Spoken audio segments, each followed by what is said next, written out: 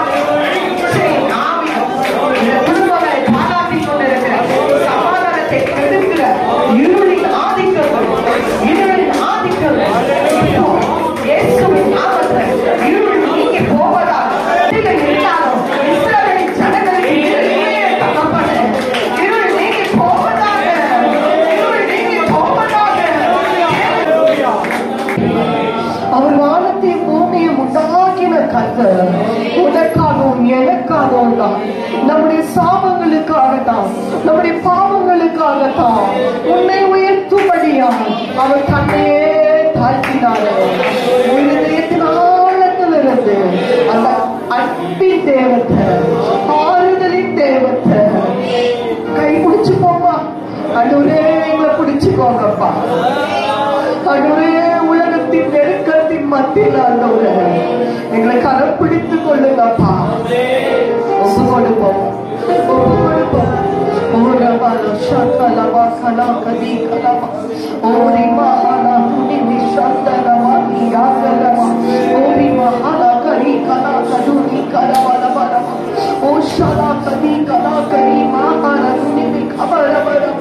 நீர் எத்தனை அன்புள்ள தெய்வம் ஆண்டவரே, எத்தனை அன்புள்ள தெய்வம் அப்பா, எத்தனை கரிசனை உள்ள தெய்வம் ஆண்டவரே, எங்களை அறிந்திருக்கிற தெய்வம் ஆண்டவரே, வானத்தை பூமியை உண்டாக்கின கர்த்தர் அல்லவா.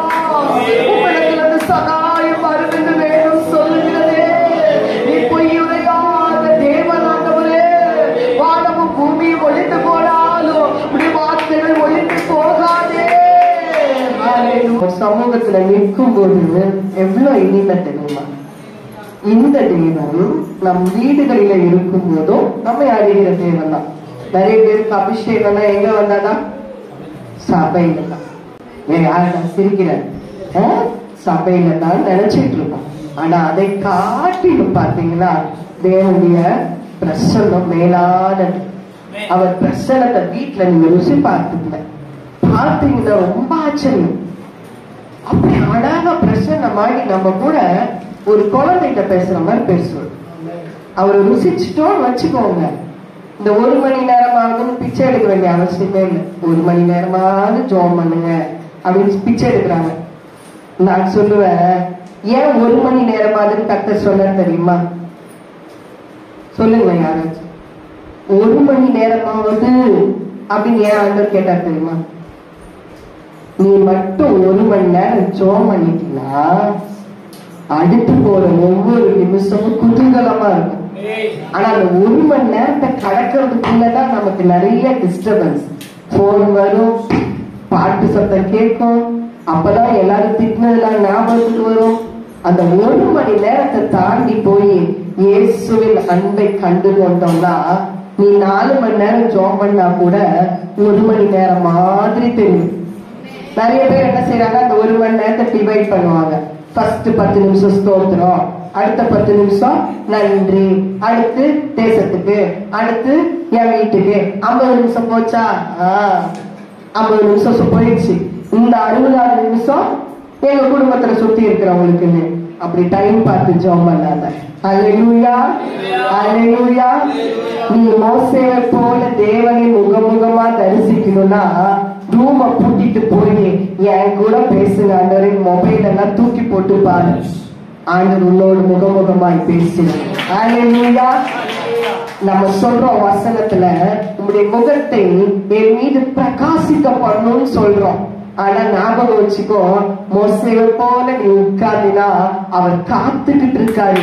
எவனாலும் வரமாட்டாங்களா, நான் முகத்தை பிரகாசிக்க பண்ண மாட்டேனான்னு. நீ மட்டும் போய் உட்கார்ந்து பாரு, அவர் பட்சபாதம் உள்ள தேவன் அல்ல, உன் முகத்தை பிரகாசிக்க பண்ணுவார். ஹல்லேலூயா, ஹல்லேலூயா, ஹல்லேலூயா. எங்க குடும்பத்துல நாங்க அநேக சாப கட்டுகள்ல இருந்தோம். எங்க அப்பா காலத்துல ஒரு பிள்ளை பிறந்துச்சுன்னா அடுத்த பிள்ளை தவறும் போது பிறந்த பிள்ளை இறந்து போயிடும். அப்படிப்பட்ட சாபத்தில் இருந்த குடும்பத்துல இன்னைக்கு என்னை கர்த்தர் ஊழியக்காரியாய் நிறுத்தி வைத்திருக்கிறான்னு சொன்னா அவர் எத்தனை திட்டம் உள்ள தெய்வம் தெரியுமா? ஆனா உன் வாழ்க்கையில அவர் திட்டம் நிறைவேறுகிறதுக்கு நீ அமர்ந்திருக்கணும். அல்லேலூயா. இன்றைக்கு நாம தேசத்துல எல்லா பகுதியும் கிறிஸ்தவர்கள் கொண்டாடுகிறது என்னது? குருத்தோலை ஞாயிறு. இந்த குருத்தோலை ஞாயிறுல ஒரு குருத்தோலை சம்பந்தப்பட்ட கழுதையை குறித்து நம்ம பார்க்க போறோம். இந்த வசனங்கள் எல்லாம் ஏசாயிலாயே சொல்லப்பட்டாச்சு. இயேசுன்னு ஒருத்தர் பிறப்பாரு, அவர் கழுதை மேல போவாரு, அவர் நாமம் மகிமைப்படுத்தப்படும், ஓசனா என்று புகழப்படுவாருன்னு ஏசாயாவில சொல்லப்பட்டு தீர்க்க தரிசன புஸ்தகம் புஸ்தகங்களில அறியப்பட்டு வெளிப்படுத்தல் வரைக்கும் இந்த சம்பவங்களை குறித்த காரியங்கள் உண்டு. இதெல்லாம் தெரிஞ்சு வச்ச ஒரு கழுதைகளை தெரிஞ்சிருக்கோம்ல, கழுதை மேலதான் ஆண்டவர் போறான்னு தெரிஞ்சிருக்கோம். அப்ப ஒவ்வொரு குழந்தையும் பிறக்கும் போது யோசிச்சுதான், இந்த கழுதை நானா இருக்கணும், என் மேலதான் என்ன செய்ய போறாரு, ஆண்டவர் வரப்போறாருன்னு சொல்லிட்டு. ஆனா ஆண்டவர் எந்த கழுதையை தெரிந்தெடுத்தாருன்னு சொல்லி இன்னைக்கு நம்ம பார்க்க போறோம். நான் சொன்னது புரியுதுங்களா? எல்லா கழுதையும் பிறக்கும் போது நினைச்சிருக்கோம், இயேசு பிறந்துட்டாரு, நான் பிறந்திருக்கேன், அப்ப என் மேலதான் இயேசு என்ன பண்ண போறாரு, உட்கார போறாரு, எனக்கு தான் உன்னதத்தில் ஓசனாக எல்லாரும் என்ன செய்ய போறாங்க, பணிய போறாங்கன்ட்டு. ஆனா ஒன்றுமில்லாத ஒரு கழுதையை கத்த தெரிந்து கொண்ட காரியத்தை தான் நம்ம வேதத்துல பார்க்க போறோம். எடுப்போமா? மத்தேயு 21 அதிகாரம் முதல் 5 வசனத்தை வாசிப்போம். அவர்கள் எருசலேமுக்கு சமீபமாய் சேர்ந்து ஒலிவ மலைக்கு அருகான பெத்பகேயுக்கு வந்தபோது இயேசுவானவர் சீஷரில் 2 பேரை நோக்கி, உங்களுக்கு எதிரே இருக்கிற கிராமத்துக்கு போங்கள். போன உடனே அங்கே ஒரு கழுதையையும் அதனோடு கூட ஒரு குட்டியையும் கட்டியிருக்க காண்பீர்கள். அவைகளை அவிழ்த்து என்னிடத்தில் கொண்டு வாருங்கள்.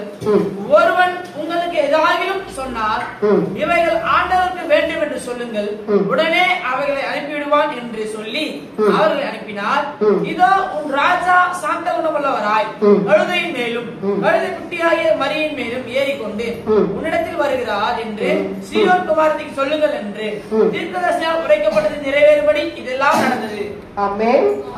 தீர்க்க தரிசனமாய் உரைக்கப்பட்ட அநேக காரியங்கள்ல பாருங்களேன், ஆண்டவர் எதை சொன்னாரோ அதை செய்கிற தேவன். ஹல்லேலூயா.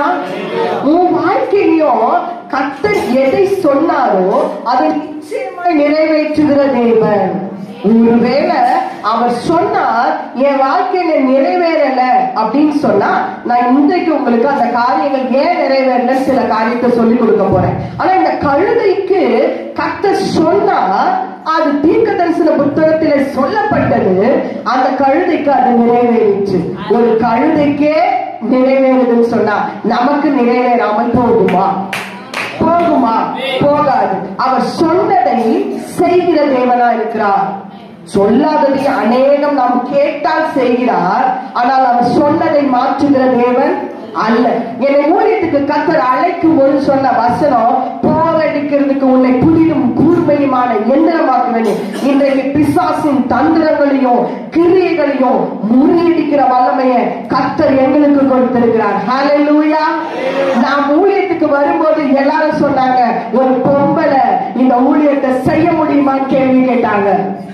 நாங்க யாரையும் தப்பா சொல்லல, ஆனா ஒரு பொம்பளை செய்ய முடியுமான்னு. அன்றைக்கு கர்த்தர் எனக்கு சொன்ன ஒரு வார்த்தை, ஈசாக்குக்கு ஒரு ரெபெக்காளை எப்படி அந்த மாமா தன்னுடைய சகோதரன் அனுப்பி வைத்தானோ, கர்த்தர் உன்னை அப்படி அழைக்கிறார். நீ அனுப்பப்பட்டவன், உன்னை கொண்டு நான் செய்வேன்னு கர்த்தர் சொன்னார். அந்த நேரத்தில் என்னை உற்சாகப்படுத்தின ஒரு ஸ்திரீ யாருன்னு சொன்னா, கல்லறையின் முன்பாக காலையில போய் நின்னா பாருங்க, அந்த மரியாதை குறித்து கர்த்தர் பேசினார். யோசித்து பாருங்க, அவ்வளவு இருட்டான ஒரு இடம். அந்த காலத்துல என்ன கிடையாது, கரண்ட் இருந்துச்சா, செல்போன் இருந்துச்சா, ஒண்ணுமே கிடையாது. ஆனா அந்த மரியாள் இயேசுவுக்காக எதையாகிலும் செய்யணும்னு சொல்லிட்டு புறப்பட்டு போனது நிமித்தம் கல்லறை அவனுக்காக திறக்கப்பட்டது. ஆண்டவர் சொன்னாரு, அற்புதம், நீ போ, அது இருட்டோ பயங்கரமான சூழ்நிலையோ, நீ போயிட்டே இரு, உனக்காக தூதர்கள் கல்லறையின் கல்லை தள்ள வல்லவர்கள் நான் உனக்காக அனுப்புவேன் சொன்னாரு. 7 ஆண்டு கால ஊழியத்தை முடித்திருக்கிற கர்த்தர் வல்லவர். ஹல்லேலூயா, ஹல்லேலூயா. நான் ஒரு கிராமத்துக்கு போனேன், அப்போ பயங்கர பிரச்சனை. ஏன் இந்த மாதிரி கிராமத்துக்கு எல்லாம் போறீங்க, இவ்வளவு தூரம் போகணுமான்னு. ஆண்டவர் சொன்னார், நீ ஒரு காரியத்துக்கு கீழ்ப்படி, நான் உன்னை அநேக கிராமங்களுக்கு கொண்டு போவேன். இன்றைக்கு கர்த்தர் கிராமங்களில் தீவட்டிகளாய் கர்த்தர் எங்களுக்கு தீமையை யூஸ் பண்ணிட்டு இருக்காரு. சோ இந்த கழுதை இடத்துல காணப்பட்ட காரியங்களை தான் நான் என் லைஃப்ல ஃபாலோ பண்ணேன். இன்னைக்கு உங்களுக்கு அந்த ரகசியங்களை சொல்லி கொடுக்கிறேன். கட்டப்பட்டு இருக்கிற ஒரு கழுதை, இந்த கழுதை என்ன பண்ணிருந்தாங்க, ஒரு மூளையில ஒரு முக்குல ஏதோ ஒரு இடத்துல கட்டப்பட்டிருந்த கழுதையா இருந்தது. இந்த வார்த்தை வேத புத்தகத்துல நல்லா நீங்க வாசிக்கும் போது ஒரு கமா இருந்தா கூட அதுல ஒரு அர்த்தம் இருக்கும். ஒரு சின்ன ஏன் எதற்காக, இந்த வார்த்தைக்கு கூட ஒரு அர்த்தம் இருக்கும். வேதத்தை வாசிக்கும் போது பொறுமையா தியானிச்சு வாசிக்கணும். இந்த இடத்துல ஆண்டவர் சாதாரணமா சொல்லியிருக்கலாம்ல, அங்க ஒரு கழுதை இருக்கு, அந்த கழுதைய கூட்டிட்டு வாங்கன்னு சொல்லியிருக்கலாம். ஆனா தேவன் இந்த இடத்துல என்ன சொல்றாரு, உங்களுக்கு எதிரே இருக்கிற கிராமத்துக்கு போங்கள், போன உடனே அங்க ஒரு கழுதையும் அதனோட ஒரு குட்டியையும் கட்டியிருக்க காண்பீர்கள், அவைகளை அவிழ்த்து என்னிடத்து கொண்டு வாருங்கள். இன்றைக்கு நாம் எதிலே கட்டப்பட்டவர்களா இருக்கிறோம்? உங்களெல்லாம் யோசிச்சுக்கோங்க. உங்களோடு கூட பிரயாணம் பண்ணதா கர்த்தர் விரும்புகிறார். ஆனா பிரயாணம் பண்ண அவர் ஏறுகிறதுக்கு முன்பாக நீ கட்டப்பட்டிருப்பாய் என்று சொன்னால் நீ கட்டவிழ்க்கப்படணும். ஹல்லேலூயா, ஹல்லேலூயா. 2 கட்டு இருக்கு. உங்களுக்கு நான் சொல்லி தரேன், நல்ல வேத சத்தியத்தை புரிந்து கொள்ளணும். 2 கட்டுகள் உண்டு. ஒன்று நீயே உன்னை கட்டி வைத்திருக்கிற காரியம், 2வது பிசாசு உன்னை கட்டி வைத்திருக்கிற காரியம். நம்ம என்ன செஞ்சிருவோம்னா சும்மா பிசாச காரணம் சொல்லுவோம். ஒரு காரியத்தை காலையில எழுந்து ஜோம் பண்ணியிருக்க மாட்டேன், நீ சோம்பேறி, நீ ஜோம் பண்ணு. ஆனா உடனே என்ன சொல்லுவோம், பிசாசு என்ன பண்ணிட்டோம், செபிக்கவே விட மாட்டோம். கொண்டா நான் முதுகிலே மிதிக்கிறேன், சும்மா காரணம் சொல்றது. பிசாசெல்லாம் அதெல்லாம் ஒண்ணுமே பண்ண முடியாது. அவன் பாவம் உன்னை பார்த்து பயந்துட்டு இருப்பான், அவனை நீ ஏமாத்திட்டு இருக்க. பாஸ்டர் வந்து ஏமாத்துறதுக்கு ஒரு வார்த்தை என்னது, என்னன்னே தெரியல, பிசாசு கட்டி வச்சுட்டான், பிசாசு என்ன ஜெபிக்க விடும், அதெல்லாம் ஒண்ணும் பண்ண முடியாது, அவன் ஒண்ணுமே பண்ண முடியாது.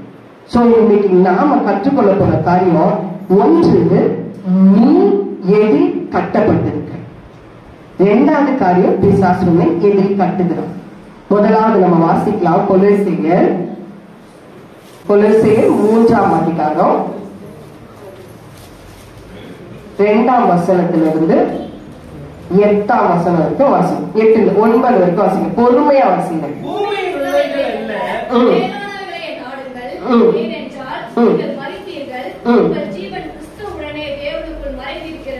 நம்முடைய ஜீவனாகிய கிறிஸ்து வெளிப்படும்போது நீங்களும் அவரோட கூட மகிமையிலே வெளிப்படுவீர்கள். அல்லேலூயா.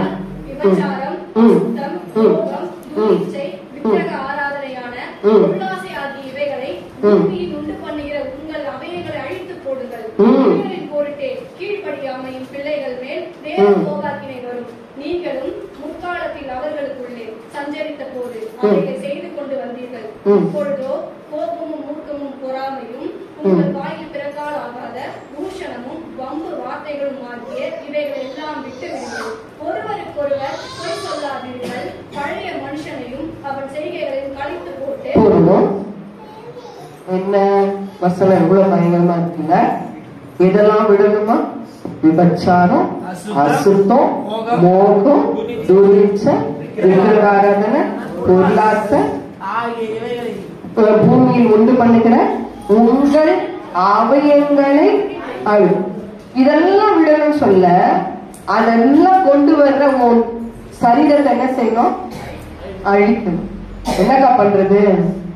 எப்படி அழிக்கிறது? ஆண்டவர் சொல்றாரு, ஒரு கண்ணு அசுத்தமானதை பாக்குதுன்னு சொன்னா அந்த கண்ணு இல்லாம பருவம் போறது நல்லது. உன் கை அசுத்தமானது செய்யுதுன்னு சொன்னா அந்த கை இல்லாம பரலோகம் போனோம்.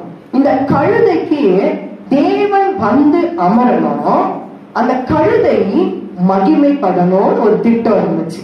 இன்றைக்கு நீ எந்த குடும்பத்துல, எந்த மூலையில, இந்த கிராமத்துல எப்படிப்பட்ட புறக்கணிக்கப்பட்ட சூழ்நிலையில இருந்தியோ தெரியாது. கர்த்தர் இன்றைக்கு உன்னை கட்டவிழ்த்து அவர் உன்னில் மகிமைப்பட விரும்புகிறார். அல்லேலூயா, அல்லேலூயா. கர்த்தர் ஒருவனை தெரிந்தெடுப்பார்னு சொன்னா, கர்த்தர் ஒருவனை சபைக்குள்ளே கொண்டு வருவார்னு சொன்னா அவர் அவன் மூலமாய் மகிமைப்படாம போகவே மாட்டார். அல்லேலூயா, அல்லேலூயா. எப்படி மகிமைப்படுவார்? உன்னுடைய காரியங்களிலே நேர்த்தி வரும்போது, நீ செய்யற காரியங்கள்ல அற்புதங்களும் அடையாளங்களும் நடக்கும் போது, நீ தேவனிடத்துல கேட்டு பெற்றுக்கொண்ட காரியங்கள் நிமித்தம் அவர் நாமம் என்ன செய்யும்? மகிமைப்படும். அல்லேலூயா, அல்லேலூயா. என்னிடத்துல ஒரு பிள்ளை வந்தாங்க, அவங்களுக்கு பாத்தீங்கன்னா ஒரு ட்வின்ஸ் பிறந்துச்சு, ரெட்டை பிள்ளை பிறந்தது. பிறந்து ஒரு பிள்ளை ஹார்ட் ஃபெயிலியரோடு, அதாவது நெஞ்சில சில டியூப் எல்லாம் சரியில்லைன்னு சொல்லிட்டு 15 நாள்லயே அந்த குழந்தைக்கு ஆபரேஷன் பண்றாங்க. அந்த குழந்தை என்ன செஞ்சது, இறந்து போயிடுச்சு. என்கிட்ட வரும்போது இறக்கல, டாக்டர் போன் பண்ணி இவங்க கிட்ட ஜோம் பண்ணிக்கோங்கன்னு சொல்றாங்க. நான் ஜோம் பண்ணி முடிச்ச பிள்ளை இறந்து போயிடுச்சு. எனக்கா என்ன ஆண்டவரே, நான் ஜோம் பண்ணிட்டு இருக்கும் போது டாக்டர்ஸ் ஓடி வந்து சொல்றாங்க பிள்ளை இறந்துருச்சுன்னு. ஆனா இன்னொரு பிள்ளை ட்வின்ஸ்ல இருக்கு, அதுக்கு ஹெரனியா ப்ராப்ளம் மட்டும் இருக்கு அப்படின்னு சொல்லிட்டாங்க. அந்த பொண்ணு பயங்கர டிப்ரெஷன். தன் பிள்ளையை மறிக்க கொடுக்கும் போது அந்த தாய் எப்படி இருக்கும்ல, உள்ளம் ஒட்டச்சு போன சூழ்நிலை. அவ என்ன பண்ணிட்டா, நான் எவ்வளவு ஆறுதல் சொல்லி அவளுக்கு கவுன்சிலிங் கொடுத்து, நீ வெளியில வாமா, இது ஒண்ணு இல்லம்மா, கர்த்தர் இன்னொரு பிள்ளையை கொடுப்பாரு அப்படிலாம் சொல்லிட்டு இருந்தா கூட அவன் என்ன முயற்சியில இறங்கிட்டானா, சூசைட் பண்ணிக்கணும்ன்ற முயற்சியில இறங்கிட்டான். அவன் சொல்ற அவன் வாழ்நாள்ல சிறு வயசுல இருந்து கிட்டத்தட்ட 15 முறை சூசைட் பண்ண ட்ரை பண்ணிருக்கான். எத்தனை முறை? 15 முறை. அவன் கையெல்லாம் பாத்தீங்கன்னா கோடு கோடா இருக்கும், கத்தி எடுத்து சீவிப்பான். அவன் சொல்றான் தன்னுடைய பெட்ரூம்ல தலாலிக்கு அடியில கத்தி எப்பயுமே வச்சிருப்பாளாம். நைட்ல திடீர்னு ஒரு டிப்ரெஷன் வரும், ஒரு மனசோர்வு வரும், உடனே அந்த கத்தி எடுத்து என்ன செய்வாளாம், கீழிப்பானாம். அவ்வளோ ஒரு பயங்கரமான ஒரு சூழ்நிலையில இருக்கிற பொண்ணு. ஆனா கர்த்தர் அந்த பிள்ளையின் மீது ஒரு நோக்கம் வைத்தார். ஒருவேளை இன்னைக்கு வாழ்க்கையில அப்படிப்பட்ட ஒரு சூழ்நிலையில இருக்கிறியோ எனக்கு தெரியாது. ஒரு இருள் உன்னை பார்த்து எப்ப பார்த்தாலும் நீ வாழ்ந்த என்ன பிரயோஜனம், நீ மறிச்சு போனா நல்லது அப்படின்னு உன்னை என்ன செய்யும், போராடிக்கிட்டே இருப்போம். உலக காரியத்தின் இச்சைகளின் நிமித்தம் நம்ம என்ன செய்வோம், மறிச்சாக நம்ம நல்லவன் ப்ரூவ் பண்ணணும் தான் அப்படின்னு அந்த பாதையில ஒரு மனசு போகலாம். அந்த பிள்ளை அப்படிதான் இருந்தான். அப்ப அவளுக்காக நாங்க ஜோம் பண்ணும்போது பாத்தீங்கன்னா நைட் ஒரு நாள் எனக்கு SMS அனுப்புறான், இன்னைக்கு நைட்டு நான் மேல இருந்து விழுந்து செத்து போயிடுவேன்ட்டு எனக்கு வாட்ஸ்அப்ல மெசேஜ் அனுப்பிட்டு அந்த பொண்ணு மொபைல சுவிட்ச் ஆஃப் பண்ணிடுச்சு. ஆனா எனக்கா இந்த வயிறு புரட்டுது. ஒருவேளை அவன் மேல இருந்து செத்து போயிட்டாக்க போலீஸ் என்ன பண்ணும், யாருக்கிட்ட கடைசியா மெசேஜ் அனுப்புறாங்களோ அவங்கள அரெஸ்ட் பண்ணும். நைட் ஃபுல்லா இயேசுவே இயேசுவே என்ன காப்பாத்து காப்பாத்து நான் ஜோம் பண்ணிட்டு இருக்கேன். ஆனா காலையில அந்த அம்மா குட் மார்னிங் போடுது, நான் தூங்கவே இல்லை. ஏண்டி இப்படி பண்ண அப்படின்னு கேட்டா, இல்லக்கா ஆனா நான் தூங்கிட்டேன் தானு.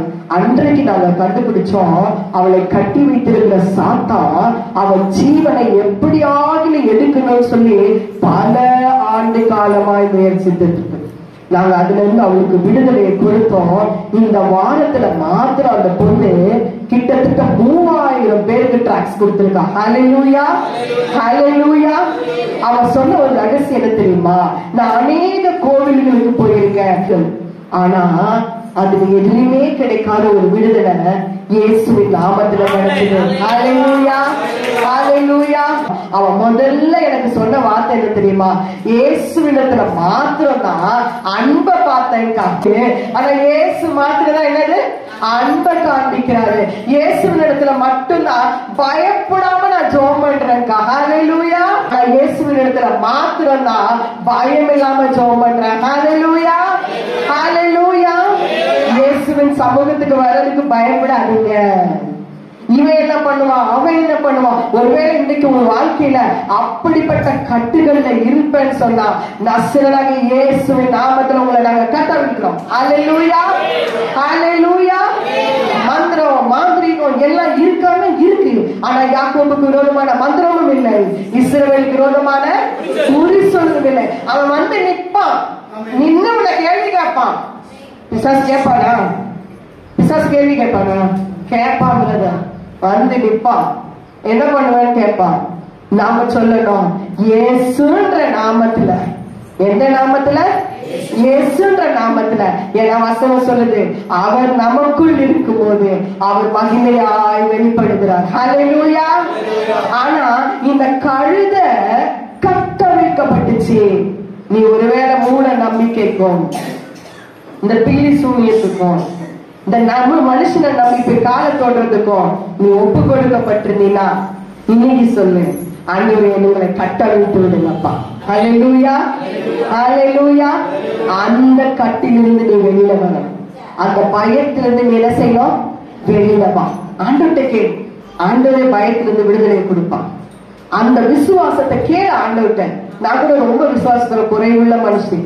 வாயினால ஜெபம் பண்ணுவேன், கண்களினால காண்பேன். ஆனா உள்ளத்தின் ஆழத்துல விசுவாசம் குறைவா இருந்துச்சு. அப்ப ஆண்டவர் சொன்னாரு, விசுவாசத்தை துவக்குகிறவரும் முடிக்கிறவரும் யாரு? ஆண்டவர் தான். அப்ப ஆண்டவர்கிட்ட கேட்கணும், என் விசுவாச பாதையில இன்னும் எனக்கு விசுவாசம் வேணும் ஆண்டவரே, இன்னும் காண்கிற அனுபவம் வேணும் ஆண்டவரே.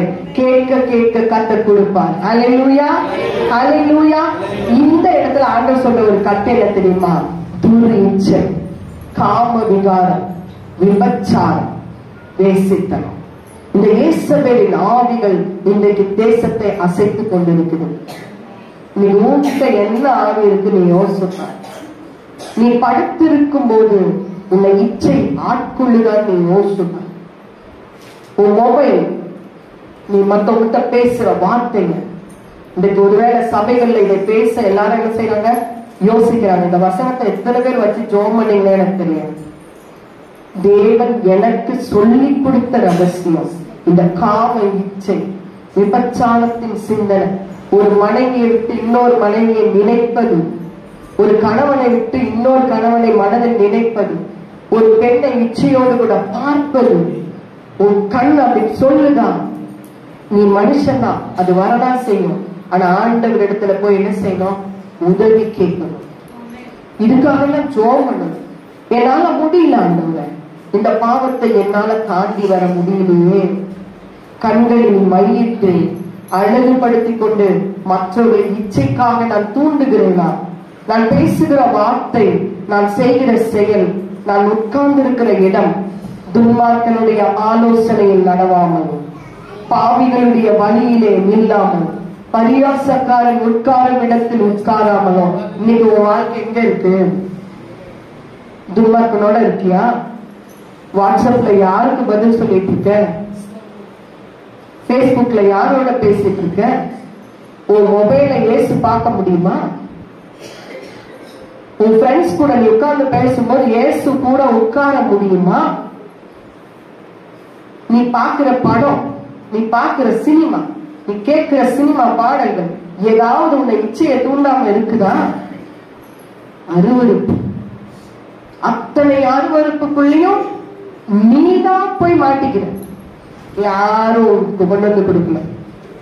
உன் மொபைல சுவிட்ச் ஆஃப் பண்ணி வைக்க உன்னால முடியலன்னா எப்படி பாவத்தை மேற்கொள்ள முடியும்? 4 பேரோட உட்கார்ந்து அசிங்கமா பேசுறேன்னு சொன்னா அந்த இடத்த விட்டு நீ போகலன்னா எப்படி நீ உன் பாவத்தை மேற்கொள்ள முடியும்? இங்க வசனம் சொல்லுது, அழகா சொல்றாரு, உன் அவயங்களை நீதான் என்ன செய்யணும்? ஆண்டவருக்கு சரண்டர் பண்ணணும். நீ கேட்கிற அசிங்கமான பாடல்களுக்கு ஏன் உன்னால புல் ஸ்டாப் வைக்க முடியல? இதையும் கேட்பேன், அல்லேலூயா ஸ்தோத்திரம் சொல்லுவேன். உன்ன மாதிரி பரிதபிக்கப்பட்ட ஜனம் யாருமே கிடையாது.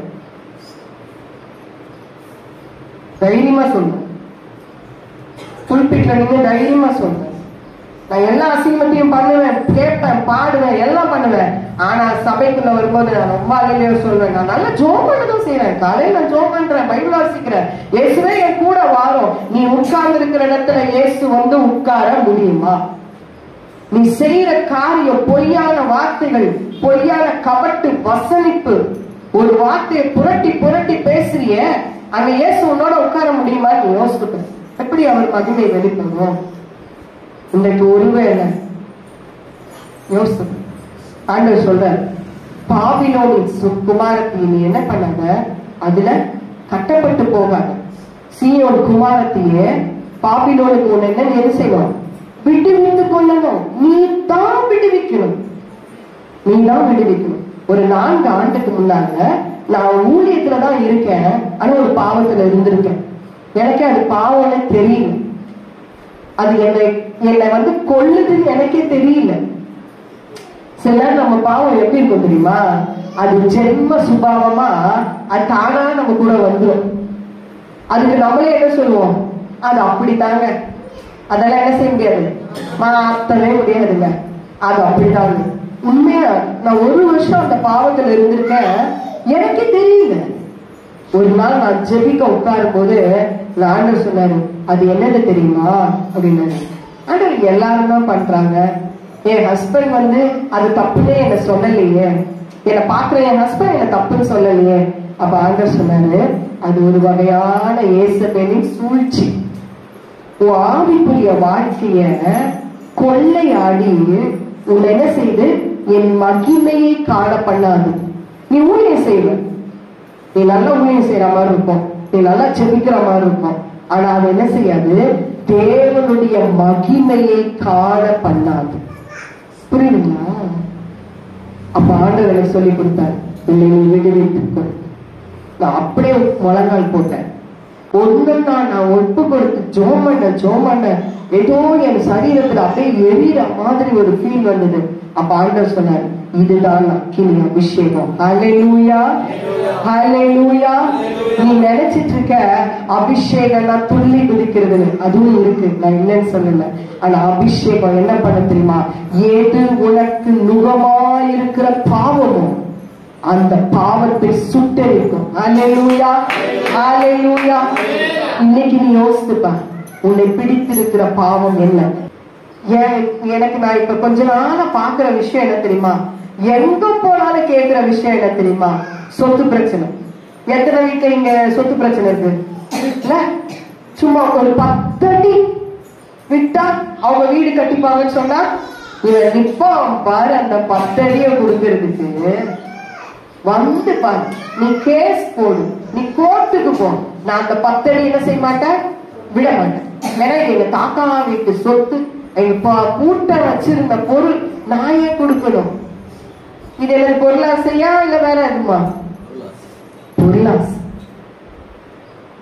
அப்படி சேர்க்கிற சொத்து ஒருத்தருக்கு பிரயோஜனம் இல்லாம நாசமா கிடக்கு. தெரியுமா உங்களுக்கு? அனுபவிக்க முடியாம நாசமா கிடக்கு தெரியுமா? நான் நிறைய வீடுகளுக்கு போகும்போது கேள்விப்படுற விஷயம், இந்த சொத்து பிரச்சனையில அடிச்சு என்ன பண்ணிட்டாங்க, கொண்டு போட்டாங்க, அடிச்சாங்க, ரத்தம் வந்தது. அந்த ரத்த பழி பயங்கரம். இந்த வாழ்க்கையை யோசிப்பேன், எந்த பிரச்சனை உங்க வீட்டுக்குள்ள உன்னை ரொம்ப அரிச்சிட்டு இருக்கோம், அதை எதை நீ விட்டு கொடுக்கணும்னு யோசிப்பேன். ஒருவேளை அது பொருள் ஆசையா?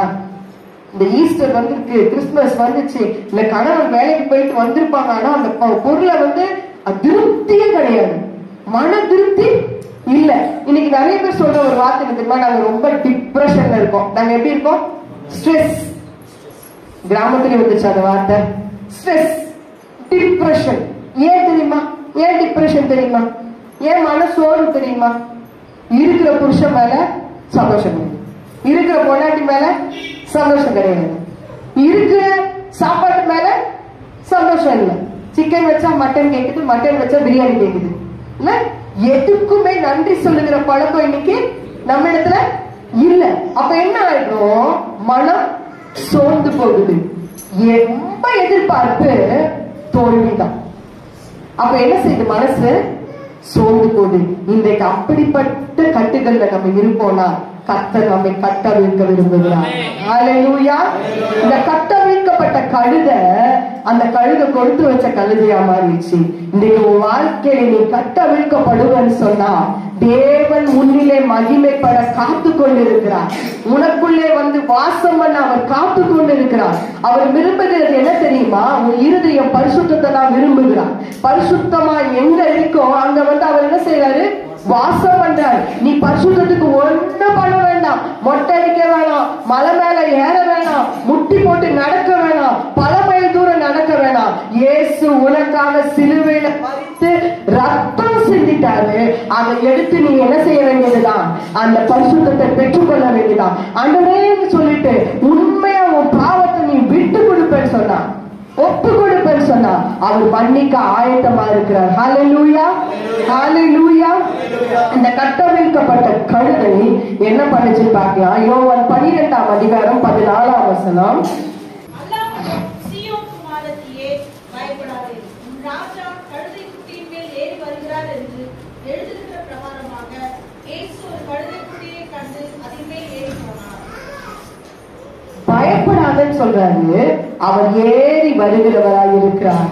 அவர் ஏறி வரும்போது யாருக்கு மரியாதை தெரியுமா, இயேசுக்கு மரியாதை இருந்துச்சு. எல்லாரும் தாவீதின் குமாரனே ஓசன்னா ஓசன்னா ஓசன்னான்னு பாடினாங்க. அதை காட்டில யாருக்கு மரியாதை இருந்துச்சு தெரியுமா? அவர்கள் வஸ்திரங்கள் எல்லாம் விரித்து பெரிய ஓலைகள் எல்லாம் போட்டு மரக்கிளைகள் எல்லாம் போட்டு யார் நடந்து வந்தா கழுதை எப்படி வந்துச்சு? ராஜா மாதிரி வந்துச்சு. அப்படிதானே? வெளிப்படுத்தல் 1:6 சொல்ற மாதிரி இயேசு கிறிஸ்துவின் ரத்தத்தினாலே கழுவப்பட்டிருக்கிற நாம யாராவா இருக்கிறோமா?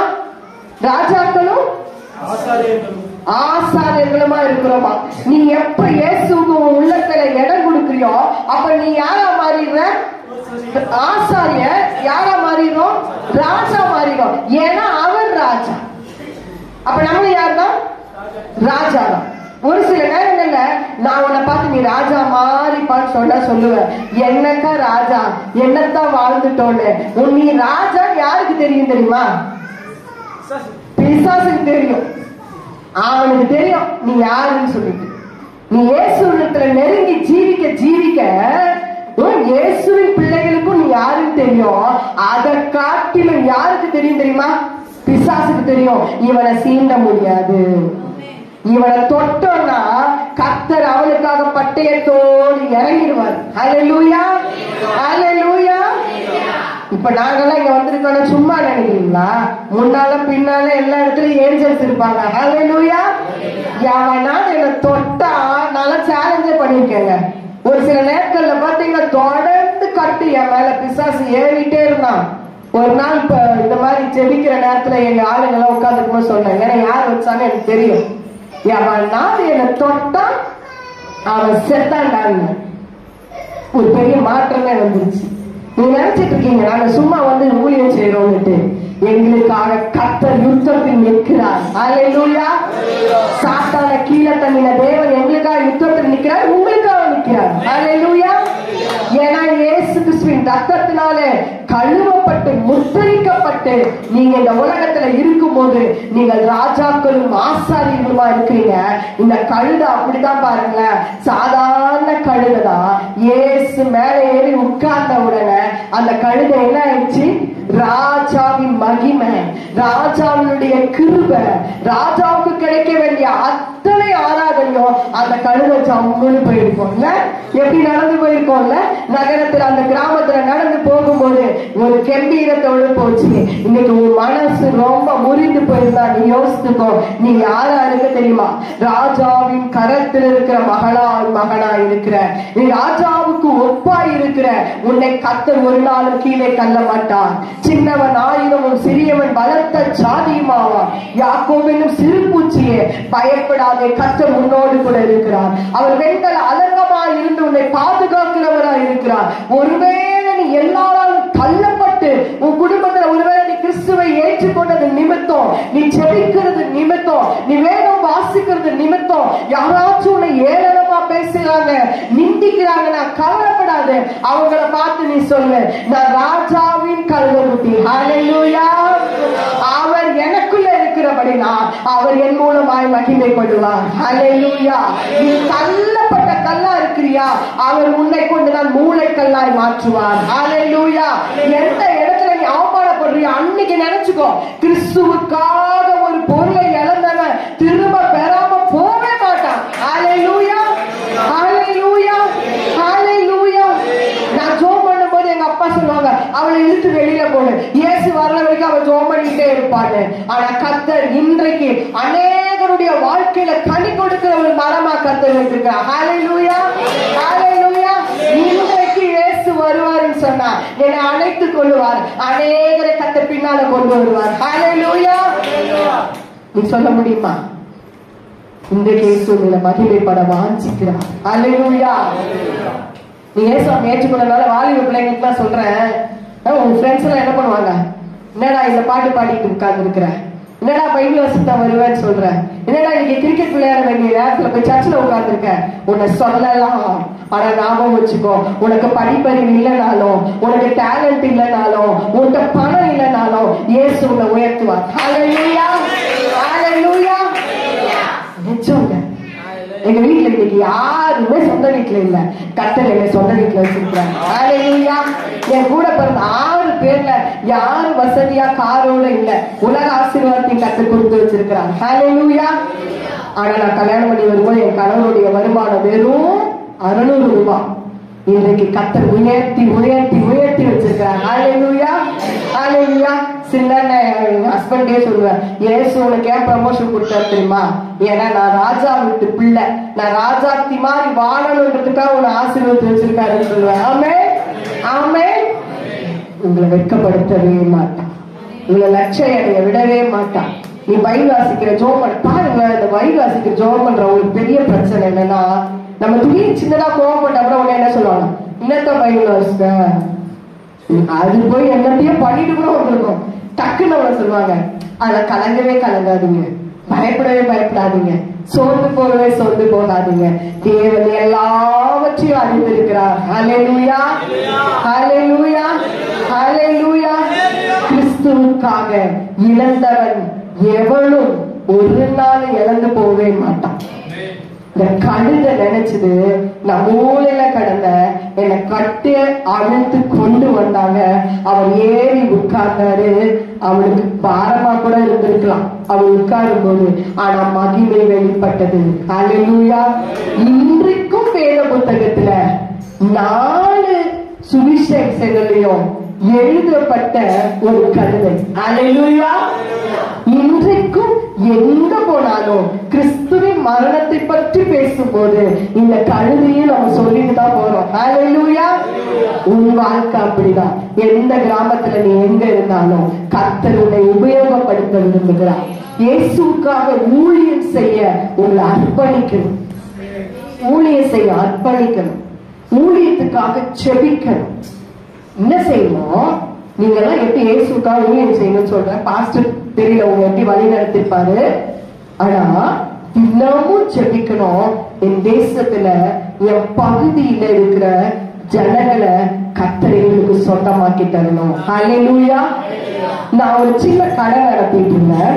அந்த கடையில சும்மா இருக்கும்போது நான் என்ன பண்ணுவேன்னா, அந்த பகுதியில நின்று நான் ஜெபம் பண்ணுவேன். அது ராமாபுரம்னு ஒரு பகுதி. அது எனக்கு கர்த்தர் கிருபையா என்ன பண்ணாருன்னா, அந்த ராமாபுரம் தொடங்குற இடத்துலயே எனக்கு அந்த இடத்துல கடையை வச்சு கொடுத்தாரு. எல்லாரும் கிண்டல் பண்ணாங்க. என் கடைக்கும் என் வீட்டுக்கும் கிட்டத்தட்ட ஒரு 7 கிலோமீட்டர். லூசா நீ கடையை எங்க வச்சிருக்கிறோம்? வீட்டு பக்கத்துல தானே வச்சிருக்கிறோம், இங்க ஏன் வச்சேன்னு கேட்டாங்க. இயேசு எனக்கு 10 வருஷம் கழிச்சு நடக்க போகிற ஒரு அதிசயத்துக்காக அந்த இடத்துல எனக்கு கடை வச்சு கொடுத்துருப்பார் போல இருக்கு.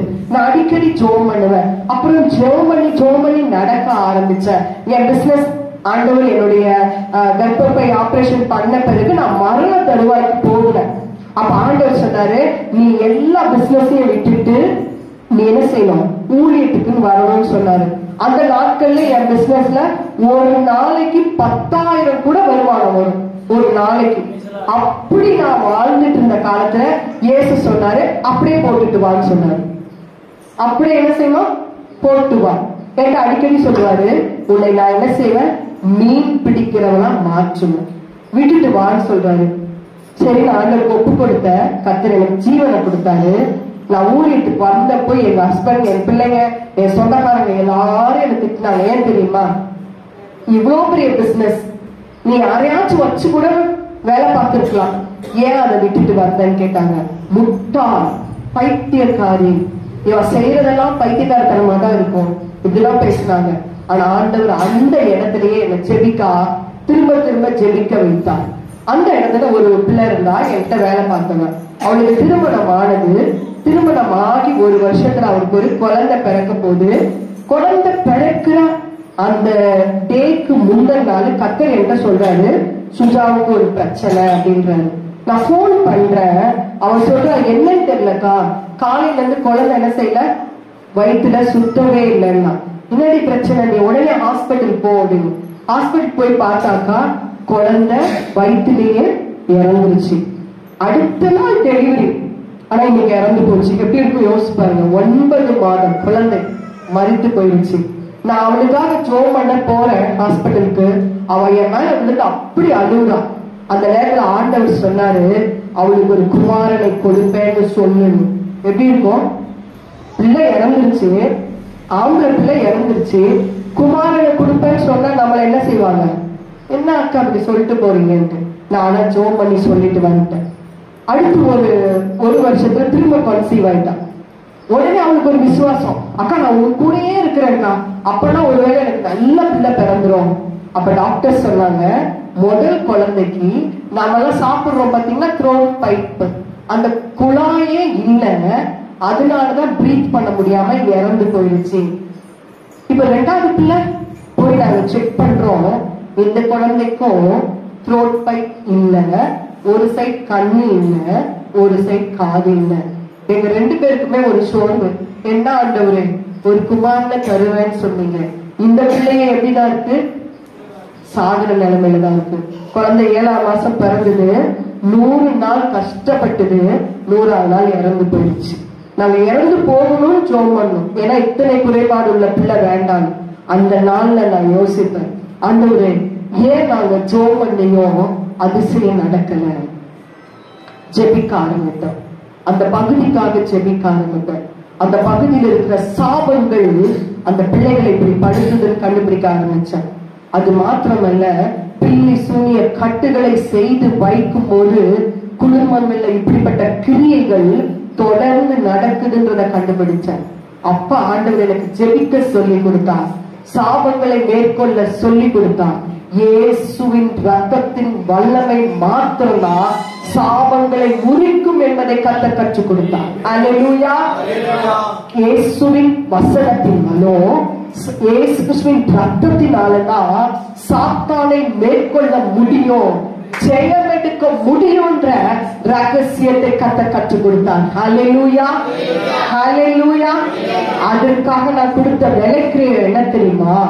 பல மணி நேரம் உட்கார்ந்து ஜெபம் பண்ணுவேன், பல மணி நேரம் ஜெபம் பண்ணுவேன்.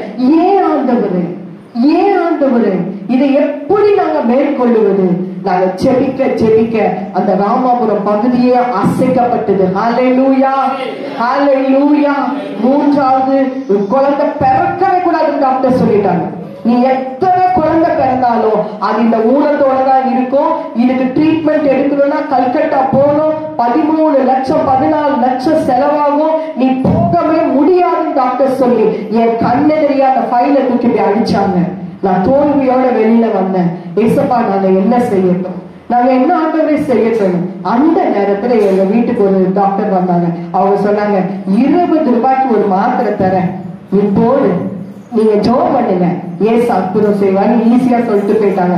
அவங்க சொன்னாங்க, ஒருவேளை அந்த குழந்தை திருப்பி த்ரோட் பைப் இல்லாம இருந்துச்சுன்னா நானே அபார்ஷன் பண்றேன், அந்த பாவம் என் மேல சுமரட்டுன்னு ஒரு டாக்டர் சொன்னாங்க. ஆச்சரியமா இருந்தது.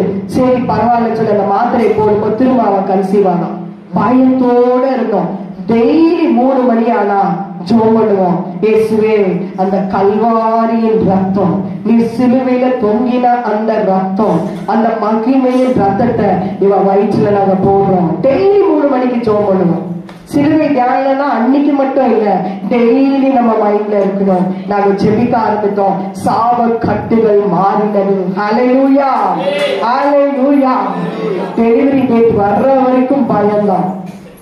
7வது மாதம் அவன் ஸ்கேன் பண்ண போகும்போது அங்க இருக்க ஸ்கேன் டாக்டர் கேட்டாங்க, ஏமா உன்னுடைய பழைய ஹிஸ்டரி பார்த்தா பயங்கரமா குரோமோசோம்லயே பிரச்சனை இருக்கு, அப்படி இருக்கும்போது இந்த குழந்தைக்கு மட்டும் எப்படி எல்லா உறுப்பும் சரியா இருக்குன்னு கேட்டாங்க. ஹல்லேலூயா, ஹல்லேலூயா. உடனே நாங்க அந்த பொண்ணு சொன்னா, இயேசு உயிரோடு இருக்கிறார். ஹல்லேலூயா, ஹல்லேலூயா. குழந்தை பிறக்கிறதுக்காக நைட் அட்மிட் பண்ணிட்டு நான் முழங்காலே நின்னேன். அப்போ ஒரு பிசாசு வந்து நின்னா பேசணும். அதுதான் அந்த குடும்பம் விலகக்கூடாதுன்னு 10 வருஷத்துக்கு முன்னாலேயே கட்டி வச்ச கட்டு, நீ எப்படி பிள்ளைய கையில எடுக்கிற பாப்போன்னு சொல்லிட்டான். நான் சொன்னேன், இயேசுவின் நாமத்துல நான் தான் ஜெயிப்பேன், நீ பாருன்னு சொல்லிட்டு இயேசு நாமத்துல போ. கட்டளை கொடுத்து அவன் பயந்து ஓடியே போயிட்டான். நான் போய் டெலிவரி முடிச்சுட்டு அந்த குழந்தைய என் கையில தான் ஃபர்ஸ்ட் கொடுக்கணும்னு சொன்னாங்க. கையில வாங்கி பார்த்தா அழகான கண்கள், அழகான வாய், கால் இருந்துச்சு. நான் சொன்ன, ஆண்டவரே அந்த கால் இருக்கான்னு தெரியல, ஏன்னா சுத்தி தானே கொடுப்பாங்க, அது காலால ஒரு எட்டி ஒரு உதவி இருந்துச்சு. ஹல்லேலூயா, ஹalleluya. அவங்க ஹஸ்பண்ட் கூப்பிட்டு சொன்ன, இயேசு இன்றைக்கு உயிரோடு இருக்கிறான்றதுக்கு இந்த பிள்ளைதான் அடையாளம். ஆமென். இன்றைக்கு உங்க பகுதியில ஒரு அற்புதம் நடக்கணும், ஊழியம் செய்யணும். ஊழியம் செய்யாம இயேசு கூட இருக்கான்னு சொல்லாது. ஒண்ணு இல்லைங்க, ஒரு கோல்டு வினர் எண்ணெய் இருக்குது, அந்த எண்ணெயை வாங்கி நீ சமைக்கிற, அந்த எண்ணெய் நல்லா இருந்ததுன்னா ரோட்ல போகும்போது என்ன சொல்லிட்டு போறேன், அக்கா அக்கா நான் கோல்டு வினர் வாங்கணுங்க, சூப்பரா இருக்கு. எத்தனை பேர் அப்படி சொல்லுவீங்க? சின்ன பிள்ளைங்க பார்த்திருக்கியா, சாக்லேட் சாப்பிடுவாங்க, சூப்பரா இருக்கு சாக்லேட். நான் ஃப்ரெண்ட்கிட்ட போய் சொல்லுவான், நேற்று 5 ஸ்டார் சாப்பிட்டேன், சூப்பரா இருந்துச்சு. ஏசு உனக்கு நல்லவரா? உன் பாவத்தை மன்னிச்சாரா? உன் சாபத்தை போக்கினாரா? எத்தனை பேருக்கு சொல்லியிருக்க? சொல்லலைன்னா உண்மையான இயேசுக்குள்ள இன்னும் மறுபடியும் பிறந்தேன்னு நான் சொல்ல மாட்டேன். இயேசு உள்ள வந்துட்டா இந்த வாய் சும்மா இருக்கு. இயேசு உள்ள வந்துட்டா ஜெபிக்காம இருக்க முடியாது. உண்மையில இயேசு உள்ள வந்துட்டா உன் வாழ்க்கையில அற்புதங்களும் அடையாளங்களும் நடக்கும். ஹalleluya. உன் பகுதி ரட்சிக்கப்படும். ஹalleluya. எழுப்புதல் நிச்சயமா கிராமங்களில் வரும். ஹalleluya. இந்த சபை நிரம்பி வழியும். ஹalleluya. ஆத்துமா அறுவடை நடக்கும். ஹalleluya. நீ ஜெபித்தா கர்த்தர் உன்னை கொண்டு தன்னை வெளிப்படுத்துவார், தேவன் மகிமைப்படுவார். அப்படியே முழங்கால் போடுவோமா, ஒரு அர்ப்பணிப்பு செய்வோமா. இந்த கழுதை இயேசுவுக்காக அர்ப்பணிக்கப்பட்டது. இந்த கழுதை கர்த்தர் மேல வந்தது. இந்த கழுதை தன்னை அர்ப்பணித்தது. யாரும் எங்கேயும் பார்க்காம, ஓ ஜீசஸ். இன்றைக்கு கர்த்தர், நீ ஏற்கனவே அநேக முறை நீ உன்னை ஒப்பு கொடுத்திருக்கலாம், ஆனா செயல்படாமல் உட்கார்ந்து இருந்திருக்கலாம். இன்றைக்கு அந்த கழுதைக்காக உன்னை ஒப்பு கொடு.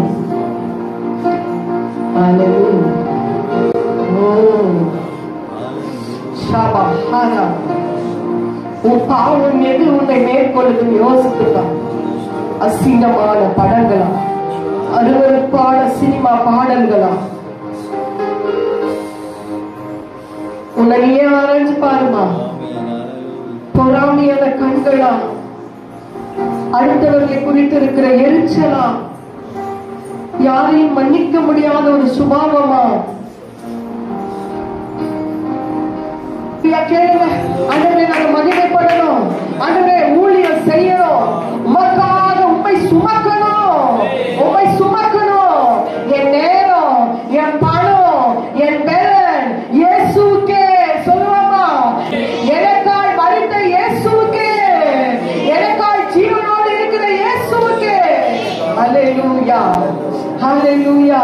ஆண்டவரே எங்களுக்கு அப்படிப்பட்ட ஒரு ஜெப ஆவியினால் எங்களை நிரப்புங்க. ஆண்டவரே ஜெப ஆவியினால் நிரப்புங்கப்பா. உங்க வல்லமையினாலும் வரங்களினாலும் நிரப்புங்க. ஆண்டவரே நீ இயேசுக்கு உள்ள ஒப்பு கொடுப்பேன்னு சொன்னா, இயேசு உன்னை வரங்களினாலும் வல்லமையினாலும் நிரப்பி உன் பகுதியில எடுத்து உபயோகப்படுத்துவார். ஹல்லேலூயா, ஹல்லேலூயா. ஒருவேளை பில்லி சூனிய கட்டு, செய்வினை கட்டு, சாப கட்டுகள் இருக்குமானா இப்போ நம்ம ஜெபம் பண்ண போறோம். கட்டுகளை அவிழ்க்கிற தேவன், கட்டுகளை அவிழ்க்கிற தேவன். ஓ ரம ஹல துனிமி ஷக ரமக ரம, ஓ ரீமா ஹல துனிமி கப ரப ரப. சொப்பனத்துல பயங்கரமான பிசாசின் போராட்டம் யாருக்கெல்லாம் அப்படி இருக்கும், அவங்கெல்லாம் அப்படியே தேவனுடைய கரத்துல நம்ம ஒப்பு கொடுப்போம். தலையில கை வச்சு ஜெபம் பண்ணும், தலையில கை வச்சு ஜெபம் பண்ணும். ஆண்டவரே சொப்பனத்துல பிசாசின் கட்டுகள், சொப்பனத்துல பிசாசின் கட்டுகள், போராட்டம். என் அப்பா தூங்கும் போது வந்து எங்களோடு கூட போராடுது. கேட்போமா கேட்போமா கேட்போமா. நீமா ஹலா துணிமா நம்ம எல்லாரும் சேர்ந்து ஜெபம் பண்ணி இப்ப அந்த பிசாசின் மந்திரவாத கட்டுகளை, அந்த மந்திரவாத கட்டுகளை இயேசு நாமத்துல குறி சொல்லுகிறவனை, சன்னதக்காரனே, Reema ஹலா துணிமா, Reema ஹலா துணிமா, Reema ஹலா துணிமா. The name of Jesus, the name of Jesus. உன்னுடைய ஞானத்தை நான் அபத்தமாக்குகிறேன். ஊழியக்காரனுக்கு கர்த்தர் கொடுத்திருக்கிற வல்லமையின்படி ஓ ரமா சந்தரவா சொப்பனத்துல வந்து எப்போது போராடி கொண்டிருக்கிற அசுத்த ஆவியின் கிரியைகள், அசுத்த ஆவியின் கிரியைகள், பில்லி சூனிய கட்டுகள் பல ஆண்டு காலமாய் உங்களோடு கூட போராடி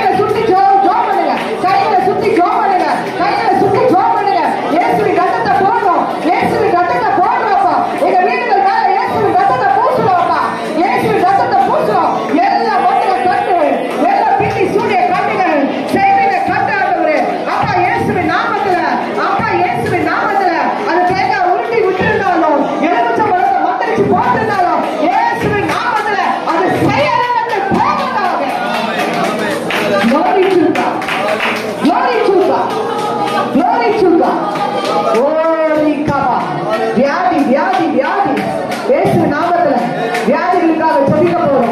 வியாதிகளுக்காக ஜெபிக்க போறோம். இப்போ இப்போ பல நாட்களாக உதிர பாக்கு ரீபா சாந்தாலவா ருக்க சதுரிமி கமரவரமா திரிகலவரமா சீகாலா கலா கலீகலவரவரமா ரீமா கலா துனிமி கமரவா இப்போ இப்போ கரங்களை உயர்த்தி அநேக நாட்களாக இருக்கிற சரீர உத்தரவங்கள் ஓ ரக்கமாலா துரைகாலமா ரீகா சகலமாலா துணிகலவரமா ரீகமா ரீகமா ரீகமா வீதா நக்கரவரமா ரீமா ஹலா துனிமி கமரவரமா. எல்லாரும் ஊழியக்காரங்களா நாங்க நின்று ஜெபிச்சு கொண்டு இருக்கிறோம். ஊழியக்காரங்களா நின்று ஜெபிக்கிறோம் ஜெபிக்கிறோம் ஜெபிக்கிறோம். இப்போ இப்போ சுகமளிக்கிற வல்லமை இறங்கட்டும் அப்பா. சுகமளிக்கிற வல்லமை இறங்கட்டும். விசுவாசத்தோட கேளுங்க, விசுவாசத்தோட கேளுங்க. சுகமளிக்கிற வல்லமை இறங்கட்டும். வயிற்றுல பிரச்சனை வயிற்றுல வைத்துக் கொள்ளுங்க. தலையில எப்பயும் ஓயாவது குழப்பம் குழப்பம் ஓவர் ஸ்ட்ரெஸ் இயேசுவின் நாமத்துல தலையில கை வைத்துக் கொள்ளுங்க. தலைவலிய ஓயாவது தலைவலி கை வைத்துக் கொள்ளுங்க. இயேசுவின் ரத்தம் இப்ப இறங்க போகுது, இப்ப இறங்க போகுது. இயேசுப்பா இயேசுவே இயேசுவே தாவீதின் குமாரனே தாவீதின் குமாரனே ஓ ரம ஹல பாபியா கலரா பௌஷந்தலரா கரபா. அநேக நாட்கள் ஆண்டவரே எங்க படத்தெல்லாம் நாங்க ஹாஸ்பிட்டலுக்கு கொட்டுற மாதிரி இருக்கு ஆண்டவரே. சுகர் கம்ப்ளைண்ட், பிபி கம்ப்ளைண்ட், ரீமா ஹலா கதி கலா கலா கலா நிமி ஷரன கரப ரபாதி யா கரபா நீ கரபா வி கரபா ஜாய் வி கரபா ரபா சந்தலபா தி கரபா ரபா. வியாதியின் கட்டுகள் மாறட்டும் ஆண்டவரே. வியாதியின் கட்டுகள் இயேசுவின் நாமத்துல கட்டவிழ்க்கிறேன். வியாதியின் கட்டுகளை இயேசுவின் நாமத்துல கட்டவிழ்க்கிறேன். எல்லா லிவர் ப்ராப்ளம் லங்ஸ் ப்ராப்ளம் இருதயத்தின் ப்ராப்ளங்கள் இயேசுவின் நாமத்துல வயிற்றில் இருக்கிற கட்டிகள் இயேசுவின் நாமத்துல எல்லா வியாதியின் கட்டுகள் வியாதியின் கட்டுகள் போராட்டங்கள் விசுவாசி விசுவாசி அப்படியே விசுவாசி ஆண்டத்தை சொல்லு. என்னுடைய எல்லா சரீர அவயங்களை உங்களுடைய ஒத்து கொடுக்கிறப்பா. சரீர அவயங்களை ஒத்து கொடுக்க கையில இயேசுவின் நாமத்துல ரத்தம் எவ்வளவு ஏறவே இல்லை. போராட்டம் இயேசுவின் நாமத்துல இப்ப மாறட்டும் ஆண்டவரே. இயேசுவின் ரத்தம் ஜெயம், இயேசுவின் ரத்தம் ஜெயம். இயேசுவின் ரத்தத்தை எடுத்து கட்டுகளெல்லாம் இழுத்து இயேசுவின் ரத்தத்தை ஒவ்வொரு நேரம் Glory to God. Glory to God. Glory to God. Glory to God. விடுதலை விடுதலை விடுதலை விடுதலை விடுதலை விடுதலை. யாரும் இங்க வந்து இன்னைக்கு வெறுமையா போகக்கூடாது. Glory to God. Glory to God. யாரெல்லாம் இன்னைக்கு ஊழியத்துக்கு ஒப்பு கொடுக்க போறீங்க கரங்களை உயர்த்தி சொல்லுங்க. கரங்களை உயர்த்தி ஒப்பு கொடுங்க. ஏசப்பா அந்த கல்வியாக இருக்க விரும்புகிறாங்க. எண்ணிலே மகிமைப்படுவது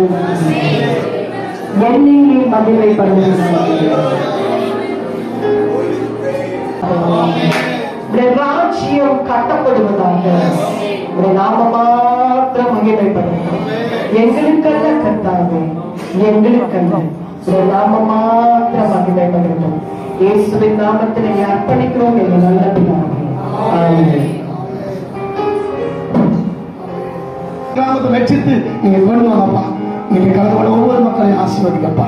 தொடர்ந்து பெருகாக செய்யும் எங்க வெற்றிகள் நீங்களுமாக இயேசு கிறிஸ்துவின் இளையத்தின் நாமத்தில் வேண்டுகிறோம். எங்களுடனே பரிசுத்தமானவரே ஸ்தோத்திரம்.